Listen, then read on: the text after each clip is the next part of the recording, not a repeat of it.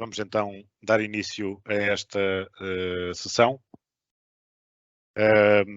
Esta sessão que vai ter como tema Data Driven Organizations, vai ter a participação do Departamento de Engenharia Informática da Universidade de Coimbra e da Altice Labs.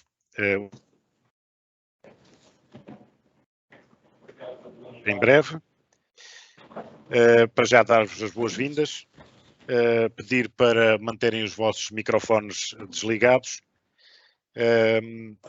dizer também que questões para os oradores podem ser postas no chat e serão depois respondidas no final, numa sessão de perguntas e respostas. No fim, será também disponibilizado um inquérito para responderem e darem o vosso feedback relativamente à organização do evento. De referir também que a sessão vai ser gravada. Vamos então começar e vamos começar por introduzir o Mário Rui Costa, que é um elemento que trabalha na Altice Labs desde 1994 e que neste momento trabalha no grupo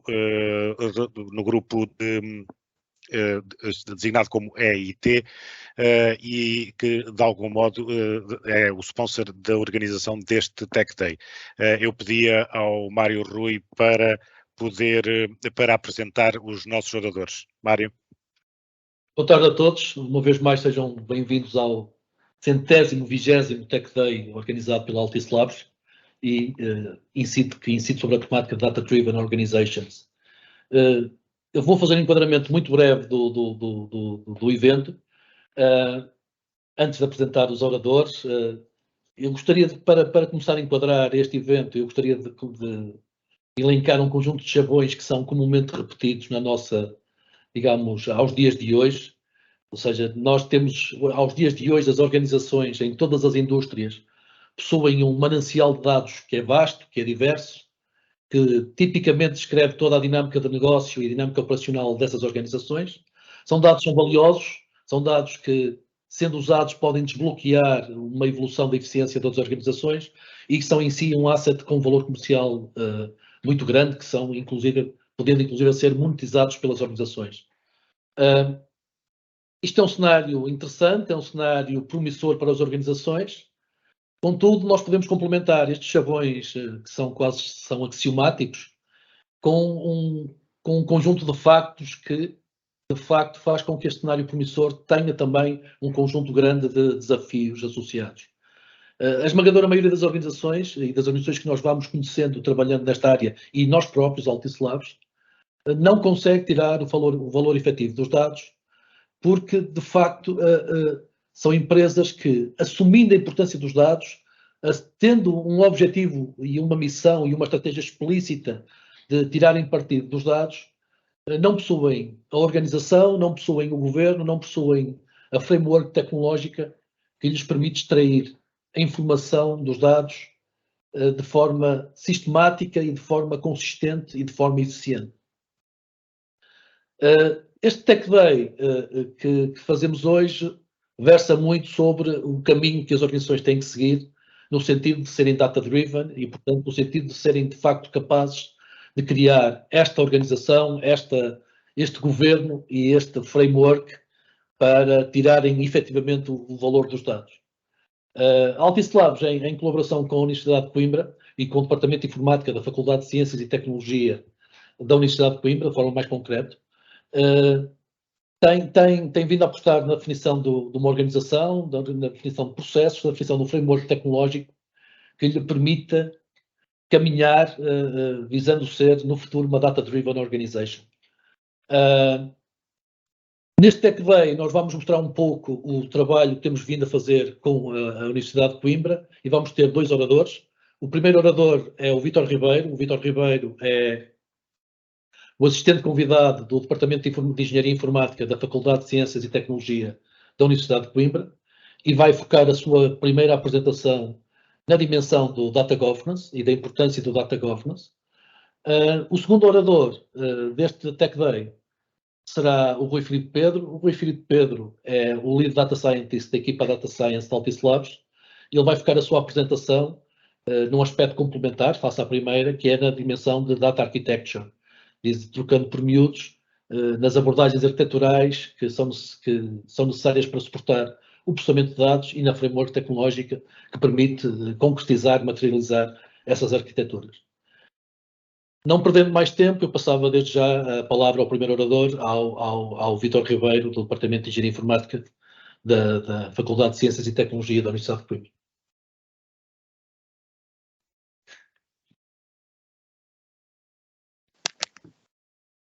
Boa tarde a todos. Eu vou aqui fazer a partilha do ecrã. Depois peço que confirmem se conseguem acompanhar. Ok. Pronto, conseguem ver os slides, certo? Certo. Vítor, esteja à vontade, quando quiser que eu mude os slides, pode ser. Ok. Boa tarde a todos. E antes de mais peço desculpa por esta pequena confusão aqui com a início da apresentação. Antes de mais eu quero agradecer o convite da Altice Labs para participar aqui neste 120º Tech Day. E o foco da minha apresentação será então nesta linha das Data Driven Organizations, mais focada no que é a importância da Data Governance no âmbito das Data Driven Organizations. Então, passando para os tópicos desta apresentação, esta parte inicial irá então focar-se no que é o conceito destas Data Driven Organizations e uma transição para ressalvarmos então o porquê de surgir esta importância assumida pelo Data Governance, de modo a contribuir então para nós tornarmos a nossa organização como uma Data Driven Organization. De seguida, os principais componentes do que é uma Data Governance, assim como alguns exemplos de frameworks que existem no mercado aplicadas por algumas organizações para a sua Data Governance. Então, passando para o próximo slide, as Data Driven Organizations. Este termo surge muito associado ao boom que ocorreu relativamente à quantidade de dados que é criada anualmente.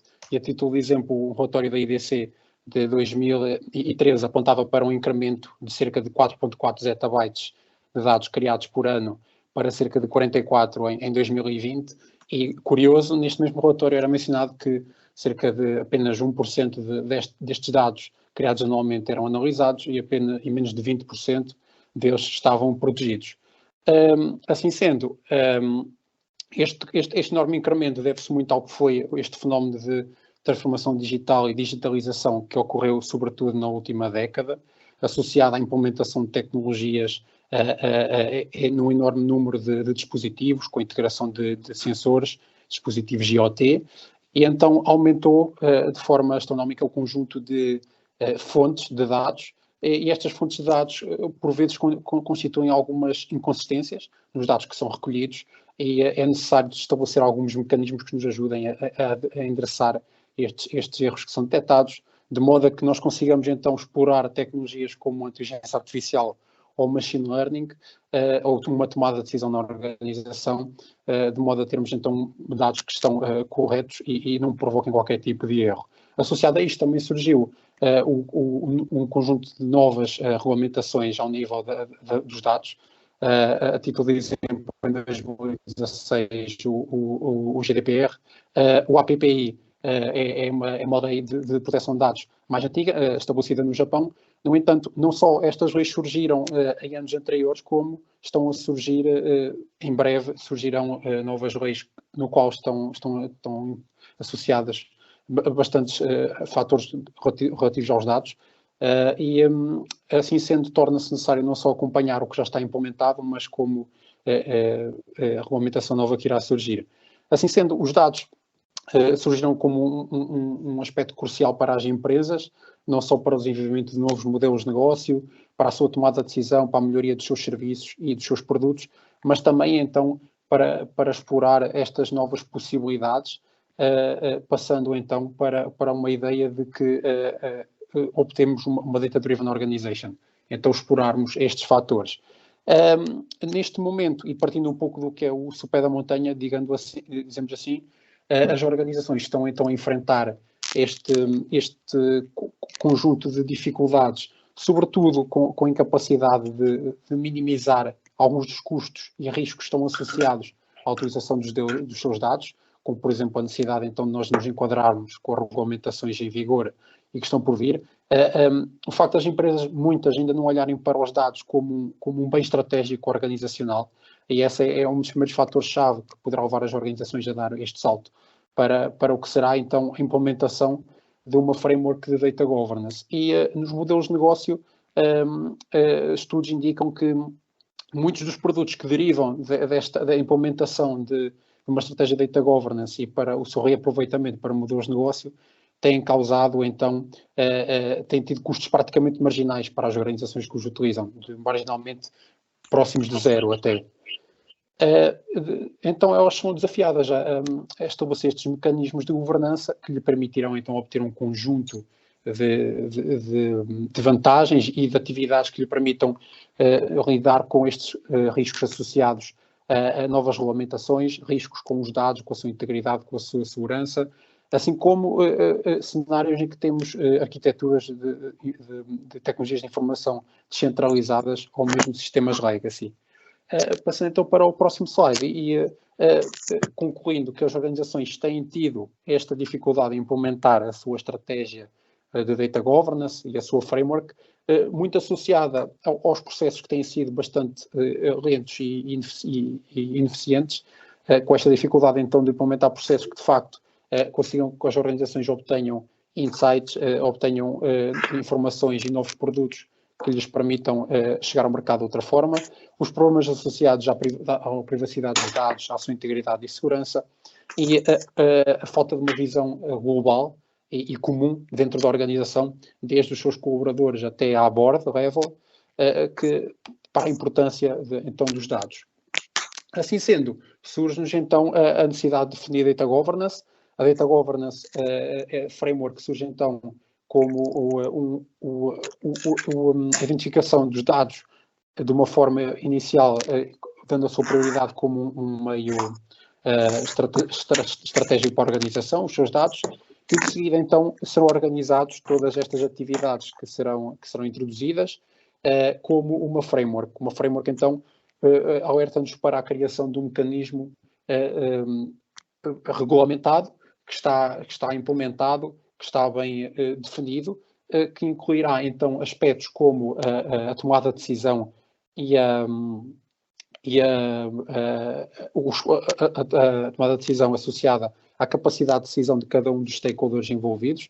É importante nós definirmos quem, como e porquê consegue decidir, a definição de um conjunto de políticas, a adoção de estándares internacionais e outros procedimentos que estão associados então às nossas práticas de governance e mesmo de gestão de dados, e então esta capacidade de forma contínua monitorizar e acompanhar as novas regulamentações que surgem no mercado. Assim sendo, surge-nos no próximo slide o que é, digamos que a pirâmide do data governance, e é importante esclarecer este ponto da apresentação, que governance vai muito para além do que são as comuns atividades de gestão. A gestão está muito concentrada no que são as atividades do dia-a-dia de uma organização, e transferindo um pouco do que é o conceito para a gestão de dados, pensarmos então nestas operações diárias que envolvem dados, a forma como os dados são tratados por parte dos colaboradores, os mecanismos que existem e alguns insights que vão sendo obtidos. Quando falamos em governance, pretendemos então passar para uma visão de elevado nível, de alto nível, no qual então nós pensamos e alinhamos um conjunto de antecedentes da organização que terão um impacto nesta definição da nossa Data Governance Framework, mas também pensando sempre no sentido de governance estar muito associado aos negócios, ao business, e alinharmos então a nossa estratégia de dados, os dados que temos e a capacidade operacional que temos com eles, com os nossos objetivos de médio, longo e curto prazo para a estratégia de negócios. Assim sendo, passando para os antecedentes, nós temos dois tipos essenciais de antecedentes que moldam a nossa governance framework. Associados aos antecedentes externos, temos os requisitos regulamentares, das organizações internacionais e nacionais, ou mesmo requisitos associados ao tipo de indústria em que a organização está.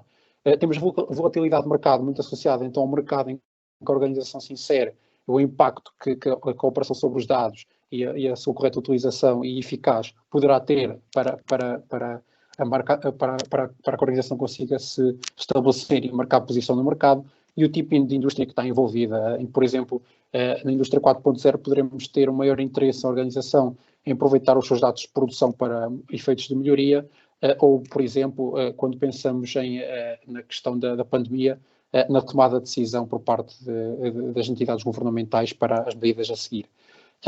A nível interno, as organizações estão muito ligadas, então, à sua infraestrutura e arquitetura tecnológica, que terá, então, um efeito na forma como a organização terá que, por exemplo, recolher os dados num âmbito descentralizado, quais são os mecanismos que serão necessários para isso, a própria cultura da organização, assim como a estrutura organizacional, os seus objetivos internos e externos, a forma como olha, então, para o mercado e a definição, então, da importância dos dados para si. De seguida, então, após estes antecedentes, nós temos associados que terão um impacto no governance. Este governance será influenciado por 3 scopes: o scope organizacional, o scope de dados e o scope de domínio. Sendo que o scope organizacional, então, como iremos ver a seguir, está muito associado ao que são 2 cenários da base da organização. Por um lado, nós iremos ter o cenário associado ao que é o intra-organizacional, ok? No qual nós temos uma única organização envolvida, um paradigma de uma organização, no qual então as preocupações estarão focadas sobretudo no que é o nível de projeto e o nível da organização, os seus objetivos internos da organização, assim como um foco no que é servir os interesses de cada um dos departamentos internos. Enquanto que, quando passamos para um paradigma de múltiplas organizações, o interorganizacional, estamos perante um ecossistema de organizações que estão então a tentar, em organização, em conjunto, através de parcerias, explorar novas possibilidades que o mercado lhes fornece, quer a nível mercado, quer a nível tecnológico, e a combinação dos seus esforços, das suas operações, das suas capacidades, permite-lhes então procurar novas possibilidades, mas por outro lado, há que considerar então esta perda de controle sobre os dados, no qual nós vamos ter então estes vários parceiros distribuídos e estas organizações vão ter que estabelecer mecanismos que lhes permitam acompanhar, a garantir a integridade, a segurança, o acesso a dados que estão através de diversos parceiros, assim como garantir que estes dados são corretos. Passando então para o scope de dados.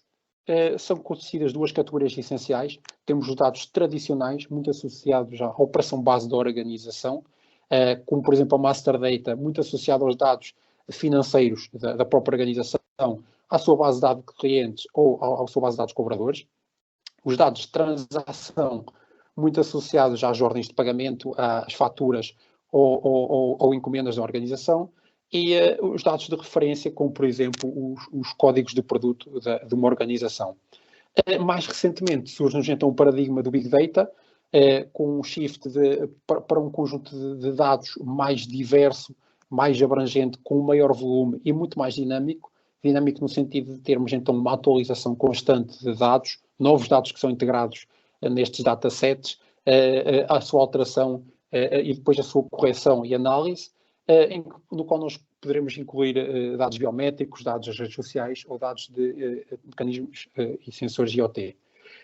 Passando para o scope de domínio, então as organizações, de acordo com o seu enquadramento, sobretudo no mercado industrial, deverão ter preocupações diferentes relativas, por exemplo, à qualidade. Uma organização que tenha os dados como uma base essencial para a definição dos seus produtos, com certeza terá que garantir a qualidade dos seus dados, deverá promover então uma estratégia de qualidade, desenvolvê-la, assim como um conjunto de processos e métricas de qualidade. A segurança é praticamente vertical de todas as organizações. Qualquer organização hoje em dia tem, lá está, muito pela regulamentação, esta obrigação de estabelecer estes mecanismos para garantir a integridade, a confidencialidade e a fiabilidade dos seus dados. A definição de um ciclo de vida para os seus dados, e se calhar ligando um pouco do que vai ser a próxima apresentação.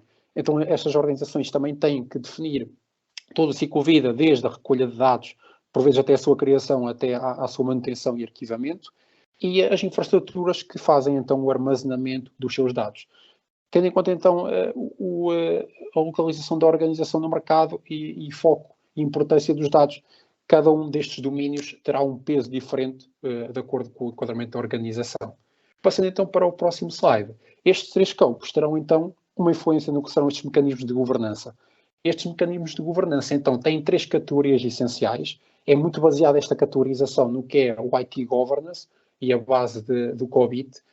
Temos mecanismos estruturais muito associados à estrutura organizativa, com a definição de um conjunto de papéis e de responsabilidades dos diversos atores que estão na organização.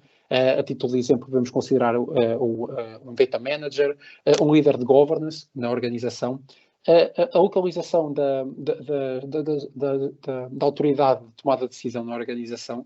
Então, as organizações vão ter que definir muito bem quais é que são as estruturas organizativas responsáveis por cada tomada de decisão, assim como a capacidade de nós rastrearmos esta tomada de decisão. Depois, passando para os mecanismos procedimentais, muito mais associados ao que é os processos de uma organização. Neste caso, inicialmente a definição de uma data strategy, uma estratégia de dados, no qual é um dos pontos core da governança, no qual nós definimos então estes objetivos de curto, médio e longo prazo da organização para a forma como olha para os dados e para a sua framework de data governance. A definição de um conjunto de políticas, standards, processos e procedimentos que vão auxiliar então as atividades relativas à governança, como por exemplo os mecanismos então, e processos nos vão auxiliar na monitorização das minhas atividades de governança e de gestão e processos de gestão, estabelecimento de contratos, sobretudo associado ao paradigma de várias organizações, no qual nós vamos ter que então definir estes mecanismos legais que vão forçar as organizações a disponibilizar ou atuar de certa forma sobre os dados, a medição de performance da organização, sobretudo os processos relativos à governança e também ao enquadramento com a área de negócios, a forma como eu estou a conseguir atingir os meus objetivos organizacionais e assim como a monitorização contínua dos mecanismos de compliance, então os regulamentos que vão surgindo e que a organização deverá ter em conta e efetuar os devidos ajustes. Por último, temos os mecanismos relacionais, muito relacionados então com o fator pessoas, os colaboradores, o board level. Então a organização deve focar muito na ideia de estabelecer canais de comunicações viáveis e de estabelecer através destes canais de comunicação muito alerta para a literacia dos dados e um mindset então de dados. Isto porque hoje em dia é muito importante termos o conceito do awareness para a importância e o impacto que os dados estão a ter na nossa sociedade e ter em conta então o conjunto de mecanismos que estão por trás de toda esta rede complexa de governança, promover o treino e a qualificação dos colaboradores da organização, tendo em conta novas tecnologias que todos os dias surgem. As organizações têm que definir então um conjunto de mecanismos para promover a partilha de conhecimento e a integração de novo conhecimento dos seus colaboradores e a coordenação da tomada de decisão e a sua comunicação entre todos os elementos de uma dada organização.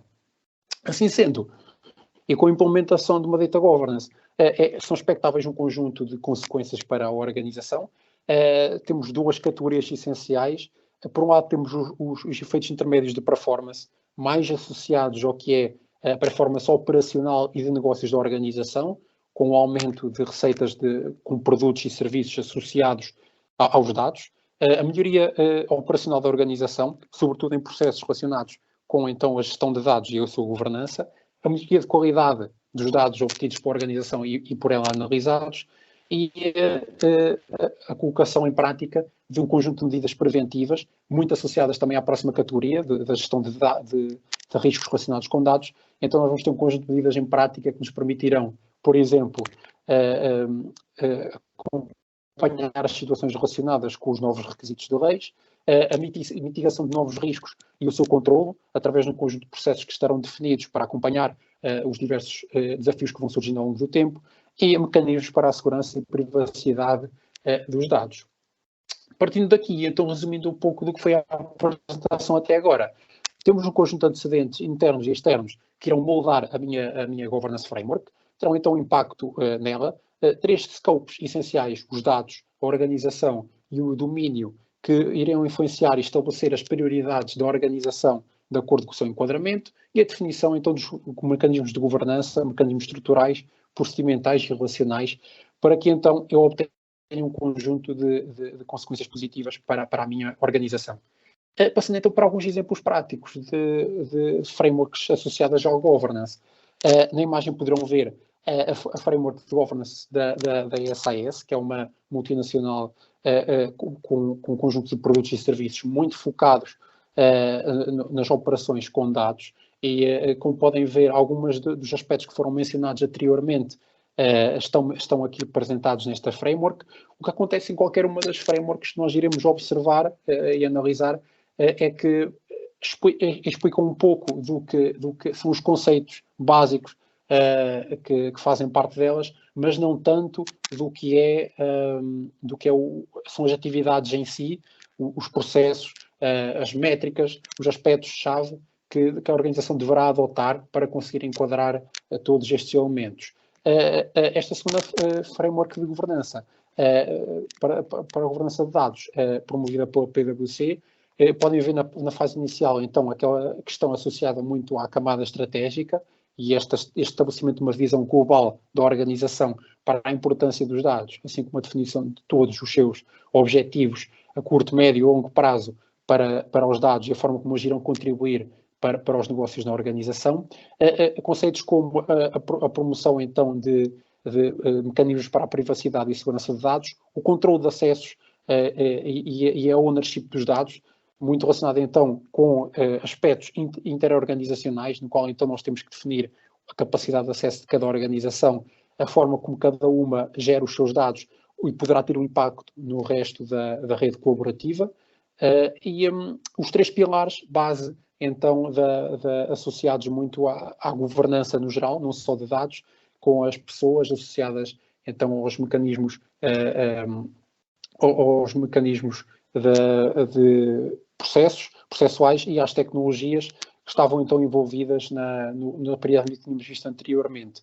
E, então, o objetivo é nós conseguirmos alinhar desde o que é a comunicação dentro da organização, o treino das pessoas e a literacia acerca dos dados, para um conjunto de processos que vão monitorizar desde o que é a minha estratégia de dados até à minha tomada de decisão relativamente aos dados, à forma como eu tenho o meu ciclo de vida definido, todos estes processos praticamente suportados por um conjunto de ferramentas e tecnologias que vão desde a análise de dados até à governança dos dados.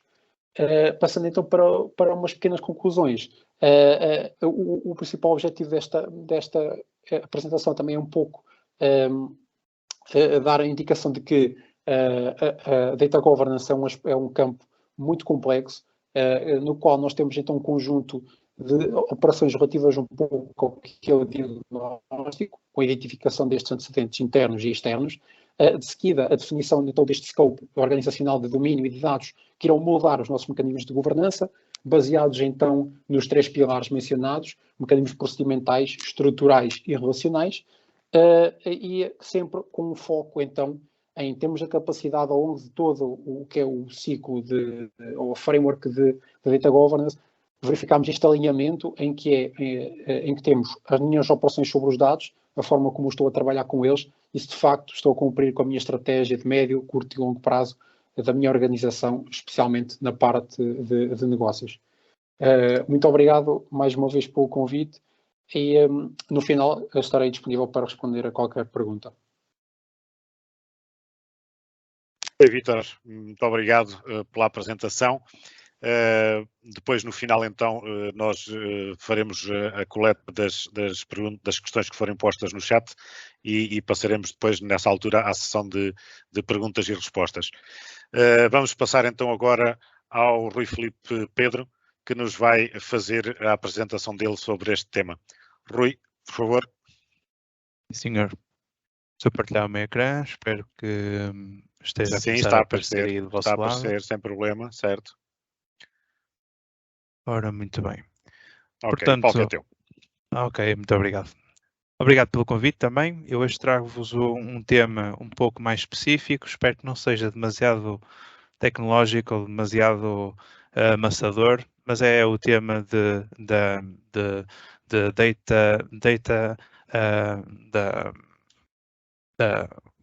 das frameworks da tecnologia que está por baixo, que nos permitem construir ou criar estas empresas data-driven.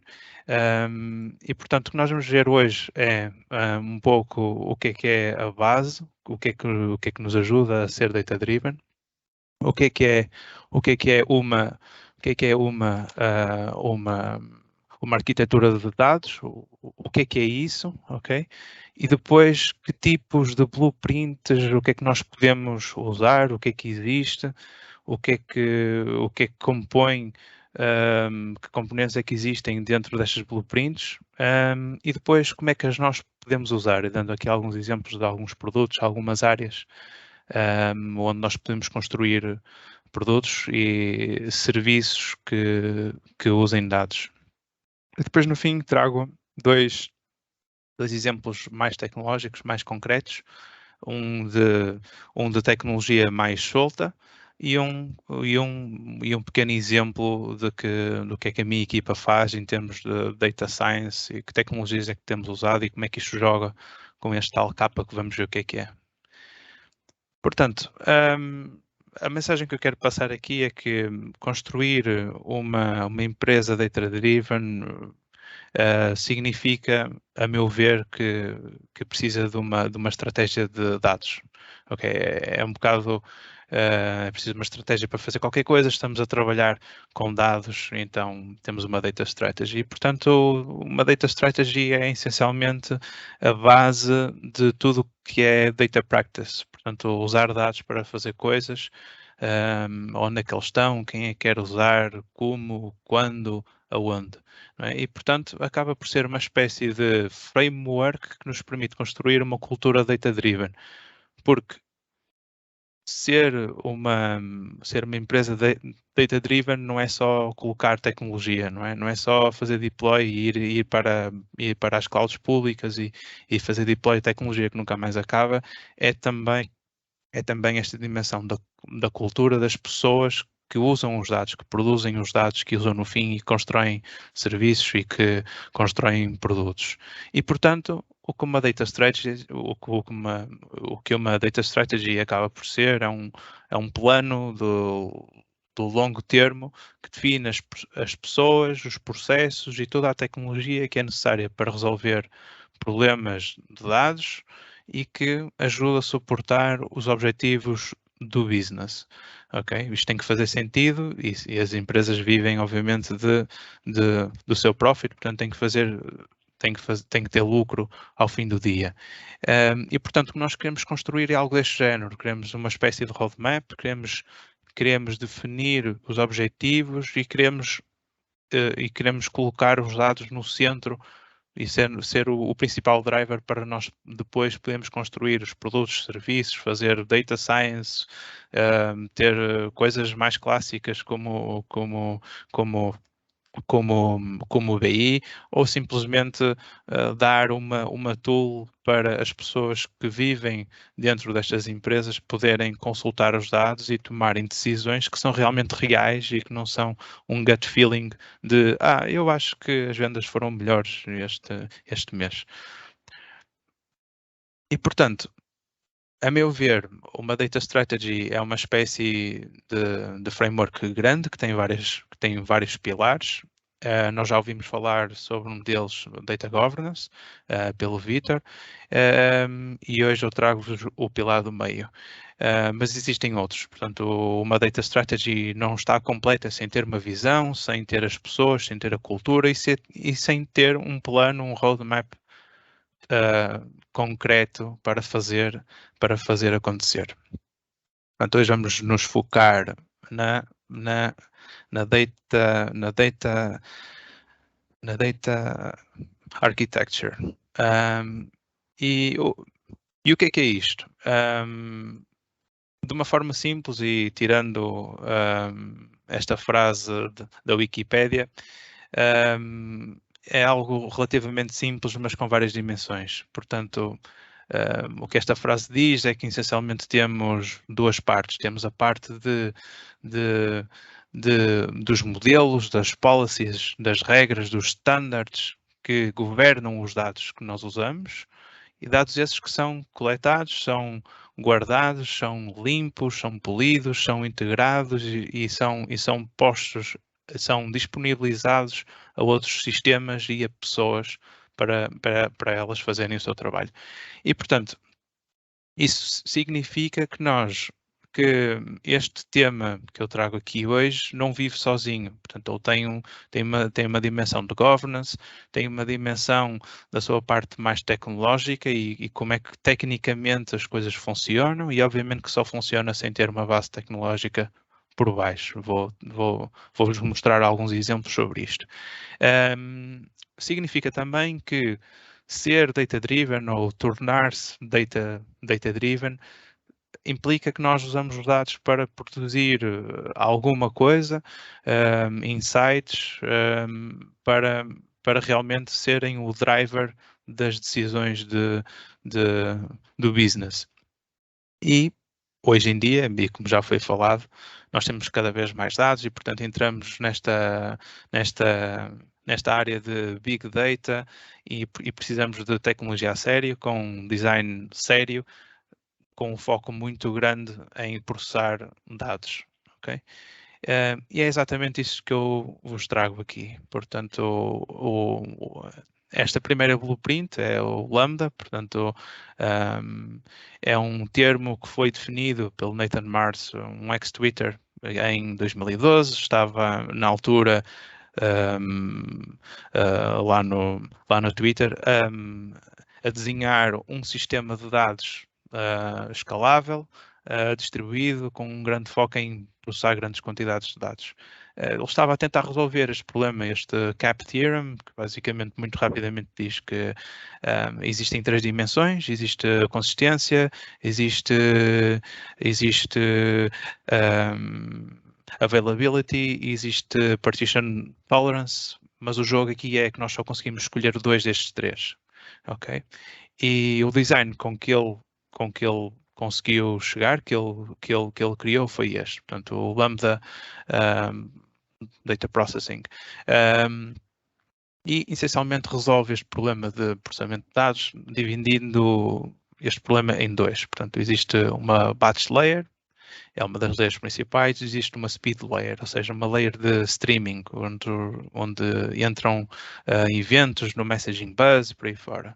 A ideia é sempre processar os dados dentro de cada uma destas caixas e depois torná-los disponíveis para as queries dos users e de outros sistemas.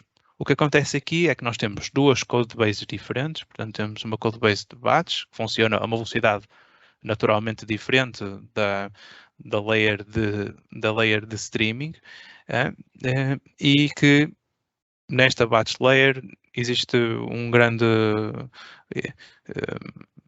uma característica um pouco diferente. Os dados não sofrem nenhum tipo de updates, portanto não mudam ao longo do tempo.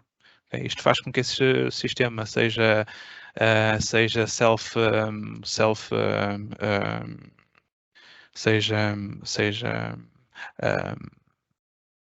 falta uma palavra, auditável pela sua maneira de ser, porque os dados não mudam, ok? E significa que os dados existem todos lá, mas também existe uma réplica deles nesta streaming layer, e é onde as coisas começam a ficar mais complicadas. Porque isto significa que alguém que desenha um sistema e que tenha de ter equipas que trabalhem sobre isto, significa que tem 2 codebases distintas que fazem o mesmo tipo de processamento, mas a velocidades diferentes e provavelmente com tecnologia diferente. Ok? Isto torna algo deste género difícil de manter. E, portanto, temos aqui o Kappa, portanto, uma maneira diferente, não muito diferente, de fazer mais ou menos a mesma coisa. Portanto, O Kappa nasceu em 2014, foi criado pelo Jay Krebs, enquanto estava no LinkedIn a tentar resolver um problema parecido, e colocou esta pergunta: será que eu posso usar o Lambda e torná-lo mais simples? E a resposta é sim, senão eu não tinha este slide aqui, nem nós estamos a falar sobre isto. E o que ele faz é simplesmente retirar a batch layer. Okay? É uma layer que na realidade não é precisa face à tecnologia que temos hoje em dia. Okay? Portanto, nós hoje em dia já temos a tecnologia de Messaging Bus que tem alguma retenção, okay? Por exemplo o Kafka é uma dessas tecnologias e que mesmo tendo retenção temporal, não é? Por exemplo 7 dias, e à medida que novos dados chegam, os dados mais antigos vão para o lixo, temos sempre a possibilidade de estender esta retenção dos dados simplesmente fazendo mirroring para uma base de dados mais à frente numa serving layer, para um data lake ou para uma base de dados mais tradicional.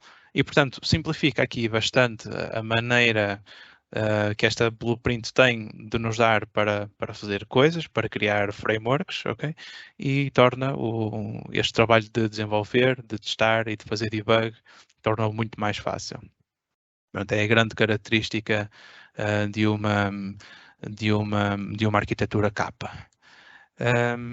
E na prática, o que acontece quando nós começamos a usar Kappa ou temos frameworks que sigam este desenho, o que na prática nós temos são dados que chegam de diversas fontes, sejam elas em batch, sejam elas streaming, seja qual for o seu protocolo.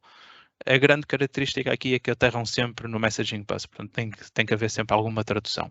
Os dados que entram são sempre raw, okay? São sempre assumidos que são raw, e todo o processamento, toda a sua limpeza até eles serem curados, acontece em streaming. Aqui é onde nós temos toda esta possibilidade de processar os dados fonte a fonte, ou de juntar várias fontes, uma fonte de um produto qualquer com dados geográficos, dados do weather, nós podemos processar tudo aqui já. E depois, na serving layer, temos data lakes, temos data warehouses, temos outros engines para processar os dados também em tempo real. Temos a capacidade de escolher o que faz sentido para o que estamos a construir.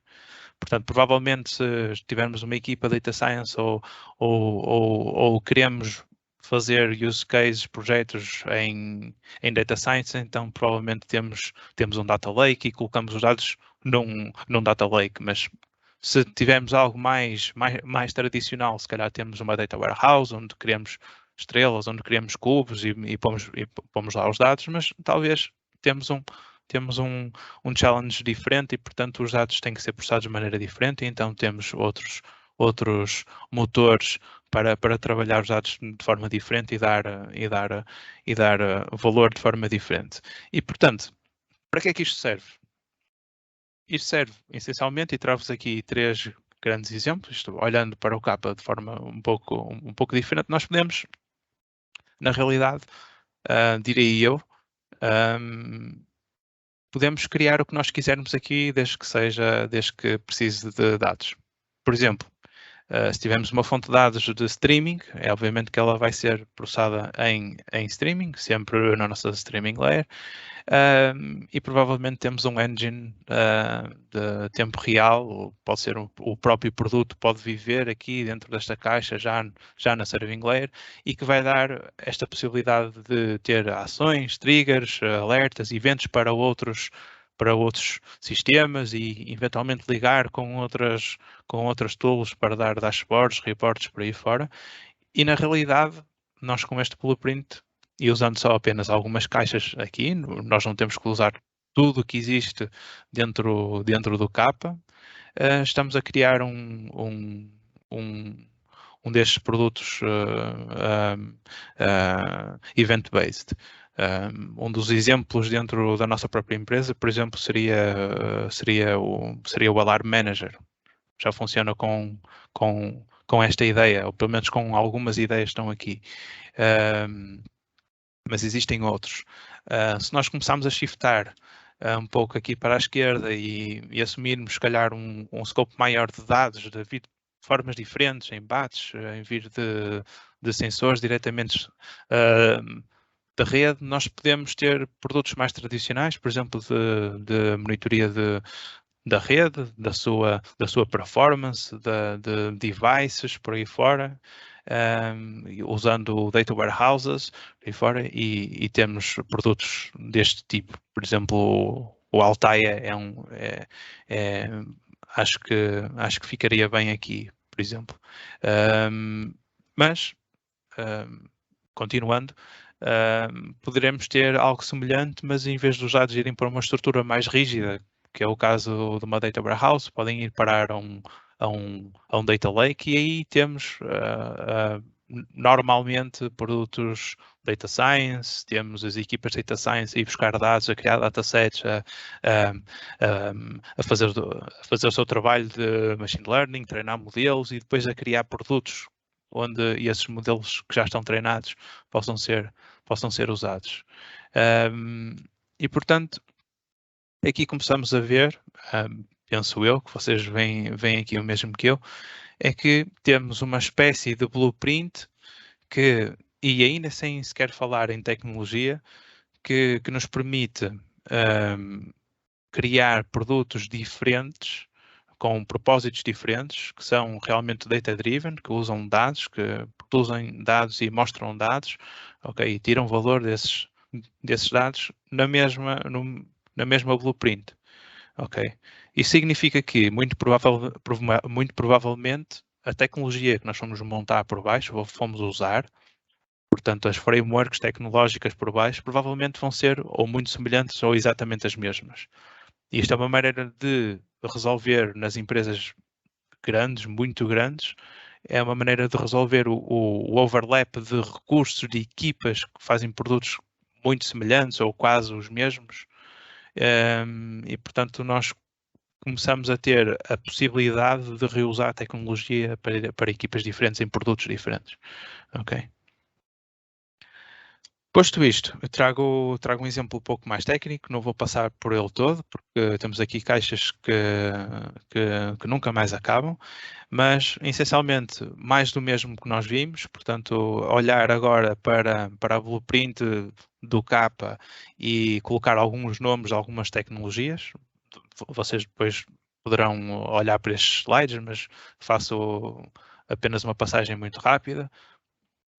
Usa-se muito como messaging bus o Kafka, portanto os dados são todos publicados normalmente para tópicos diferentes em Kafka, e depois temos os nossos processos que consomem estes dados, processam os dados e colocam em sítios para eles estarem disponíveis. Okay? Por exemplo, é muito usado o Spark, mas existem outras tecnologias e depois podemos pegar nesses dados e colocá-los em data lakes, podemos colocá-los em bases de dados que sejam mais tradicionais, podemos colocá-los em object storage e depois ter outras tools, por exemplo aqui o Presto, que nos permite ir a ler ficheiros e dar uma interface SQL para nós podermos fazer queries sobre ficheiros que estão lá. E temos depois toda a tecnologia de streaming, por exemplo, Flink, para processar os dados que entram. Isto tudo para nós depois podemos ligar as tecnologias, as tools que nós temos para usar os dados. Por exemplo, tudo que é dashboards, nós podemos ligar Superset, podemos ligar Tableau, ClickView, Power BI, coisas assim,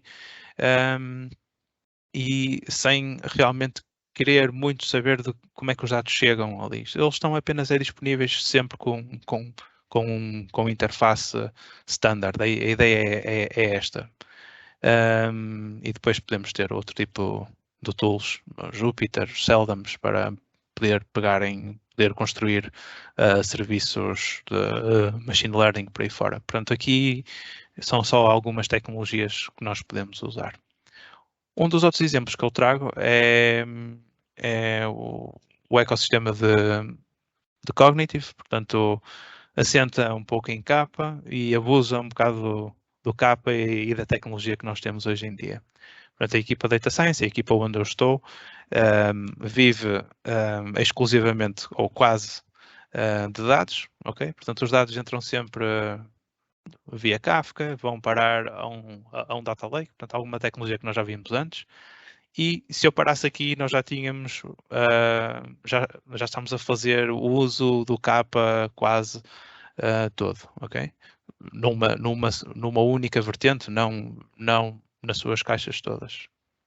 O que depois nós construímos por cima disto, e temos esta possibilidade de colocar todas as nossas caixas, os nossos processamentos, outras bases de dados, storage, criar data pipelines de uma maneira muito mais rápida do que tradicionalmente poderíamos fazer. Isto porque todos os dados que entram no Data Lake são-nos oferecidos com um único interface standard que nós podemos confiar e que sabemos que não muda. Portanto, é muito mais simples para nós colocarmos depois as nossas ferramentas por cima, falar com o Data Lake para fazer o nosso trabalho. Os exemplos que eu trago aqui são essencialmente colocar nomes nas coisas, portanto temos storage, temos diferentes tipos de storage. Todo este storage que nós vemos aqui encaixa no próprio Kappa, portanto são maneiras diferentes de servir os dados versus este Data Lake que está aqui. Temos também data pipelines que podem falar quer com o Data Lake, quer com o Kafka, quer com os outros componentes que vivem aqui à volta, portanto, em cima do Kappa, se vocês se lembram da última imagem.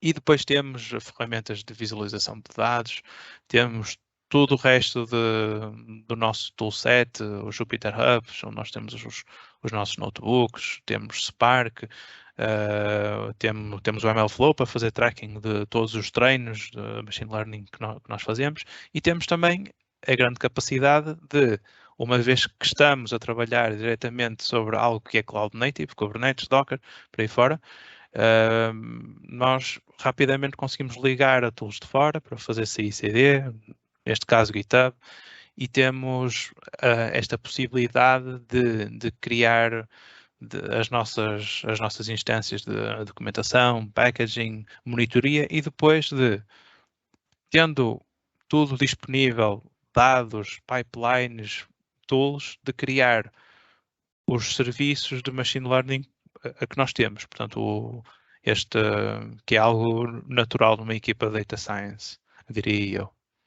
E, portanto, o que nós temos aqui é um conjunto de tecnologia, um conjunto de blueprints que nós podemos seguir para fazer o nosso trabalho, neste caso Data Science.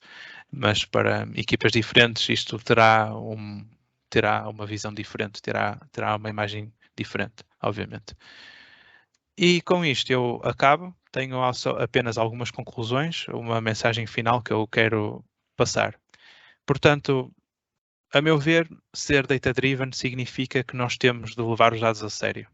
Okay? Não é só tecnologia, vimos muita tecnologia aqui hoje, mas o Vítor falou sobre uma temática um pouco diferente que tem a ver com os dados. Nós temos que levar os dados a sério. Okay? Portanto, os dados têm que ser levados a sério desde o início, desde que eles existem, porque eles são um asset, eles não são um byproduct dos nossos serviços, dos nossos produtos. Portanto, nós temos que ter cuidado desde que eles são criados, como é que são guardados, como é que são processados, quem é que tem acesso, como é que tem acesso, por quanto tempo é que têm acesso, onde é que eles vivem, por aí fora. Não é só um problema de segurança, é um problema de controlo da qualidade dos dados, ok? Aqui vimos muita tecnologia, é um aspecto fundamental, mas é apenas relevante estando dentro de uma estratégia que faça sentido entre os dados, desde os dados até ao business e passando pelas pessoas e pelos processos por aí fora. Vimos também que os dois temas estão muito ligados, portanto o governance está muito ligado à própria estratégia, está ligado à tecnologia que está por baixo disto tudo, e portanto, a meu ver, fazer uso destas blueprints permite-nos criar standards, permite-nos criar frameworks, permite-nos criar data frameworks, standards, que depois possam ser usadas para construir mais e melhor e ser usadas como legos e que nos ajudem a diminuir o overlap de produtos, de tecnologia, de equipas, de pessoas e alocar os recursos de forma muito mais eficaz. E, portanto, é o que eu tenho para vocês aqui hoje. Obrigado. Perguntas vão ter depois no fim, nós já estamos no fim. Rui, muito obrigado. Obrigado. Obrigado. Nós temos aqui 3 questões que foram postas no chat e eu iria lê-las pela ordem de chegada. A primeira seria para o Vítor Ribeiro, penso eu, porque foi no final da apresentação dele, e pergunta assim o Rui Calé: será preferível uma estrutura mais centralizada ou mais descentralizada de responsabilidade dos dados? Ok, então agradecer pela questão. É assim, tal como eu também mencionei um pouco ao longo da apresentação, as organizações desta vertente de governance têm que ter sempre muito em consideração o que é o contexto no qual elas se inserem. E dando um exemplo assim um bocadinho mais prático, ou seja, se nós pensarmos num setor como a saúde e a informação que está associada aos hospitais, com informação de pacientes, de exames que fazem, dados pessoais, dados de experiências que estão a ser feitas com algum tipo de medicamentos, talvez o foco aí e seja dado uma prioridade a uma centralização de dados neste paradigma, tendo em conta todos os riscos que estão associados às informações vitais e quase secretas em muitos casos. Não deverá uma fuga de dados ou um problema qualquer que surja poderá ser crítico, e tendo em conta, por exemplo, o GDPR, o impacto que poderá ter. Por isso, num cenário desses, nós poderemos pensar talvez que então um âmbito centralizado faça mais sentido, mas talvez num ambiente de indústria 4.0, com uma produção descentralizada, com diversos parceiros a trabalhar na produção conjunta de qualquer produto, uma bicicleta, de um carro, vamos ter dados de produção que vão estar com certeza descentralizados e, por exemplo, se calhar é um momento em que é quase impossível escapar à descentralização. Penso que também é isto que resume um bocadinho então esta escolha. A preferência talvez nunca haja, depende muito do contexto que nós estamos a falar. Especialmente quando tivemos com informação crítica, a opção tem sido, no caso dos hospitais, tem sido muito a centralização. Ok. Obrigado, Rui. Há outra questão que é a seguinte, posta pelo Miguel Rosado Freitas. Diz assim: o que muda de uma tradicional governança de dados numa organização, que já de si é difícil, para cenários como os atuais, em que vários parceiros e clientes estão envolvidos na produção e consumo de dados? Ok. Também tenho de encontrar um pouco do que eu disse, e isso talvez já um pouco à indústria 4.0 e este cenário então que nós vamos ter de dados descentralizados por parte das organizações. É um cenário que está a surgir cada vez mais e podemos pensar num cenário hipotético em que temos 3 empresas, por exemplo, uma delas que faz recolha de dados e parte do processamento deles, que fornece esses dados tratados a uma empresa que faz qualquer tipo faz o desenvolvimento de software, como por exemplo no qual são incorporados modelos de inteligência artificial ou machine learning, e esses produtos são adquiridos por uma terceira empresa que então adquiriu esse produto, esse serviço. Podemos pensar num serviço em cloud, do qual então ela adquiriu este serviço, em que a segunda empresa que eu mencionei fez o algoritmo, fez o produto, e a primeira fornecia os dados.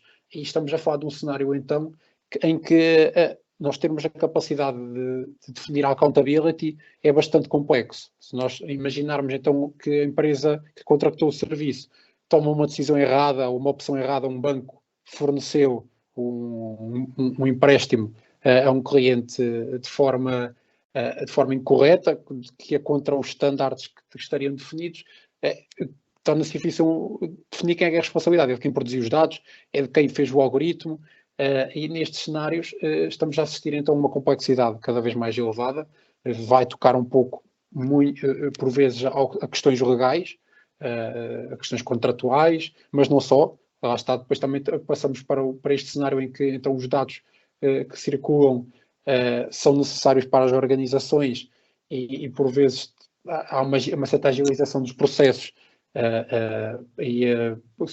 poderão ser cometidos alguns erros, mas sim, a principal mudança é que nós assistimos então a uma perda de controle sobre os dados, são dados que estão descentralizados através de diversos parceiros e estabelecer mecanismos que nos permitam garantir que eles são íntegros em qualquer um dos nossos parceiros, que não há fugas de informação na sua transmissão e que eu consigo dar resposta às necessidades de cada um e qualquer alteração que o meu parceiro faça não vai pôr em causa todo o resto da pipeline, é um desafio só por si bastante complexo. Sim, e se eu pudesse fazer aqui uma nota, é uma situação que é bastante relevante para a nossa empresa, por exemplo, sendo uma empresa que desenvolve tecnologia e muita dessa tecnologia não é posta em prática por nós, é pelas operações, ficam aqui várias questões sobre os dados, sobre quem é que pode usar os dados, quem é que é o dono dos dados, não é? Porque, embora a tecnologia seja feita por nós, os dados são do operador, por exemplo, e portanto tem que haver processos, tem que haver contratos legais para poder usar os dados, em que contexto é que eles estão, quem é que tem acesso, por aí fora. Portanto, eu acho que tradicionalmente não há propriamente ou existem processos, mas são muito legacy, são muito lentos, são muito burocráticos e, portanto, nós precisamos de uma maneira nova de olhar para este tema e precisamos de, obviamente, processos mais rápidos e que protejam quem usa os dados e quem produz os dados, obviamente. Ok, Rui, eu não sei se o que acabaste de falar responde a uma questão que a Paula Cravo, entretanto, pôs, e que diz assim, em sistemas deste tipo, como se faz a gestão de dados pessoais, tendo em vista a conformidade com o RGPD e outros regulamentos e leis do mesmo tipo? Uhum. Joga um pouco com essa pergunta, não tenho uma resposta concreta a dizer é assim que se faz. Isto é uma questão de data governance. Há muita gente que pensa apenas sobre este tema. Não é propriamente a minha área, nem a área da minha equipa. Portanto, nós fazemos data science, não é? Mas são exatamente estes processos, este data governance que nós precisamos para dar conta deste tipo de coisas que muitas vezes em empresas grandes fica esquecida ou é tratada de forma muito superficial e depois ao longo dos anos vão-se apanhando questões perigosas de dados. Normalmente o que nós vemos é nas notícias, data leaks, por aí fora. E portanto nós temos que olhar para este tema com mais cuidado. Vítor Ribeiro, eu não sei se quer acrescentar alguma coisa relativamente a esta parte da questão da Paula. As questões da RGPD, não é? Sim, lá está, acaba por ser também, não há uma resposta, como o Rui disse, propriamente perfeita e afinada de como é que se irá lidar com isto e evitar as empresas evitarem os problemas e as multas que já muitas estão a enfrentar, mas sim, por exemplo, a parte legal, com certeza vai ter um grande foco nos próximos tempos, muito ligado àquelas questões de direito e ciências de direito. Nós conseguirmos então definir estes mecanismos, por um lado, para as questões legais, mas também, por outro lado, será importante nós conseguirmos então ter esta accountability depois de garantir então que, no momento certo, conseguir definir quem é que tomou a decisão ou não, quem é que cometeu o erro ou não, quem é que estava de acordo com o que estava pré-definido, são todas questões um pouco que também vão auxiliar nisso. Fernando, se calhar eu podia dizer só uma coisa muito rápida também. Paulo, sim, força. Uma das coisas que nós estamos a trabalhar neste momento é fazer um mapeamento dos requisitos do GDPR com frameworks de governance que podem depois ajudar na auditoria. Por exemplo, uma das experiências que estamos a fazer é tentar mapear como é que o GDPR encaixa no COBIT e em que nível de maturidade. Não é? O COBIT tem aqueles processos todos de controle da organização que estão em diferentes níveis de maturidade e nós estamos a ver como é que os requisitos do GDPR já se enquadram ou não em requisitos que fazem parte do COBIT, que é um framework de governança muito usado, nomeadamente por grandes empresas. Mas, portanto, há aqui muito que se diga nesta questão, de facto. Sim, e se eu puder dar aqui mais uma nota, eu penso que o Vítor tinha um slide que fala um pouco sobre isto. Em termos estruturais, existem algumas coisas que podem ser feitas. Aquela questão de haverem DPOs, os Data Protection exatamente. Existe também a questão de Data Stewards, portanto as pessoas que fazem este mapeamento de onde é que existem os dados, que produtos é que têm dados, de onde é que eles vêm, para onde é que eles vão, a quem é que tem acesso, por aí fora. E acho que eventualmente ao longo do tempo as empresas vão mudar a sua estrutura para ter este tipo de pessoas nos seus produtos, nos seus serviços e depois toda a componente legal que já falaram aqui. Exatamente. Nós estamos já perto do nosso limite de tempo. Há aqui mais uma questão expressamente, ou melhor, dirigida ao Rui, eu penso que na sequência da apresentação dele, que é do Frederico Santos, e que diz assim: com o surgimento de novos conceitos de storage e disponibilização de informação, exemplo Data Lakehouse, que pretende concentrar os benefícios de uma Data Warehouse e de uma Data Lake, como se articula a arquitetura proposta com essas novas tecnologias emergentes? É uma boa pergunta e é uma pergunta que é algo, esta questão do Data Lakehouse é uma questão que eu não falei porque não queria mesmo falar sobre ela. Porque qualquer dia nós estamos a juntar todos os conceitos que existem de storage e juntar os data lakes. Neste caso, Data Lakehouse é uma junção entre o Data Lake e uma Data Warehouse, e portanto deram o nome de Data Lakehouse, mas daqui a um bocadinho estamos a juntar todo o resto. E ainda é muito vago. É muito vago essencialmente porquê? Porque se fizerem uma pesquisa rápida sobre o que é uma Data Lakehouse, ou se forem à procura de tecnologia propriamente concreta, existem meia dúzia de links que têm algumas coisas difusas. Ok, provavelmente o primeiro link é o da Snowflake, que dizem que tem já a tecnologia de Lakehouse. O segundo provavelmente é o da Databricks, que dizem que usam Snowflake. Pronto. Existem outras que dizem que usam também este Snowflake. E ainda é muito difuso sobre o que realmente é, o que significa juntar Data Warehouses e juntar o Data Lake. Normalmente o Data Lake é um conjunto, é um sítio onde nós pomos para lá ficheiros e depois ligamos a um Impala ou outra coisa qualquer e temos uma interface SQL. Nas Data Warehouse temos bases de dados normalmente muito mais concretas e onde criamos estrelas, cubos, por aí fora. Como é que se juntam aqui as duas? Porque é que precisamos de um nome concreto para esta junção? Não sei se precisamos. E a meu ver, a própria comunidade também ainda não sabe muito bem o que fazer com isto. Portanto, como é que vai jogar no futuro? Não sei, mas no máximo usamos um Kappa, um Lambda que use os dois componentes, portanto, o Data Lake, Data Warehouse. Digamos, cenas dos próximos capítulos, não é? Sim. Exatamente. Ok.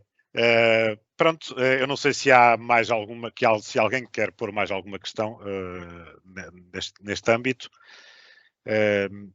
Se não, resta-me agradecer a todos a vossa presença, especialmente aos oradores que tão brilhantemente expuseram os seus pensamentos, digamos, e anunciar que, portanto, neste caso, o Vítor Ribeiro e o Rui Filipe Pedro, agradecer a ambos e ao Departamento de Engenharia Informática da Universidade de Coimbra pela sua participação na pessoa do Vítor Ribeiro, e pronto, dizer que vamos dar por terminado este Tech Day, é o 120º, o 121º Tech Day vai ser feito no próximo dia 5 de maio, portanto, de hoje a 2 semanas, penso eu, que calha exatamente a uma quinta-feira. O tema será Digital Wellbeing. Será um Tech Day fundamentalmente vocacionado para as tecnologias ligadas à saúde e ao bem-estar. Terá participação de elementos da Altice Labs e também de startups que trabalham nesta área em materiais inovadores nesta temática. Pronto, queria então agradecer a todos, dizer também que tenho um questionário para responder, é isso, Paula? Era isso, obrigada. Pronto, eu não me estava a esquecer, a Paula Cravo está sempre aqui com estas coisas todas online e não nos deixa esquecer de nada, e muito bem. E, portanto, se nos quiserem fazer esse favor, acedam ao questionário e respondam. Nós agradecemos, é sempre um feedback que poderá ser utilizado para melhorar os futuros Tech Days. Não havendo mais nenhuma questão, eu despeço-me e desejo uma muito boa tarde a todos e até à próxima edição.